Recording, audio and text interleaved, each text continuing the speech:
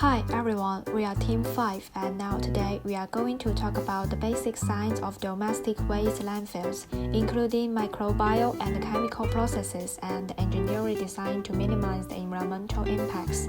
First of all, what is domestic waste? Domestic waste is produced as a result of the ordinary daily use of domestic products. For example, some organic materials like garden or food waste and other kinds of materials like plastics, glass, and metal. They are usually collected by the local government and transferred to the places called landfills. This part is about microbial process within landfills. Phase 1 is initial adjustment. As the waste is placed in the landfill, the void space contains high levels of oxygen. Aerobic bacteria consume oxygen while breaking down dead proteins, lipids, complex carbohydrates that compromise organic waste. The byproduct of this process is carbon dioxide. Phase 2 is acid formation. It starts after the oxygen in the landfills has been used up.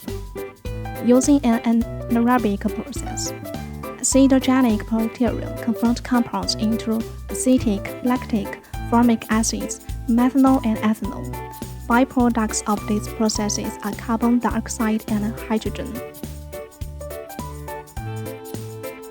Here we come to phase 3, anaerobic depolymerization to produce methane. This stage is mainly carried out by anaerobic methane archaea. They will produce methane from the acetic acid, hydrogen, and carbon dioxide that they produced in the previous stage. Phase 4, stable gas production. At this stage, biogas is stably generated and released from the landfill. Landfill gas is composed of a mixture of hundreds of different gases. Generally, it contains 60 to 70% methane, 30 to 40% carbon dioxide, and other small amounts of nitrogen, oxygen, ammonia, sulfates, hydrogen, carbon monoxide, and non-methane organic compounds. Landfill gas can be created by the reactions of chemical present in waste. For example, many domestic waste, such as household appliances, contain metals. The corrosion of wire and steel under alkaline conditions can lead to the generation of hydrogen. Besides, there are also many domestic wastes containing many chemical elements. For instance, glasses and medicine contain antimony. Cosmetics and medicine contain bismuth. Paper production and plastics contain chlorine. Preservative in food industry contain sulfur. All these chemical elements have the potential to react under the specific conditions to produce trace gases such as sulfurated hydrogen and so on. Leachate. The contaminated water in a landfill site is called leachate. It usually contains dissolved and suspended solid. So how does it generate?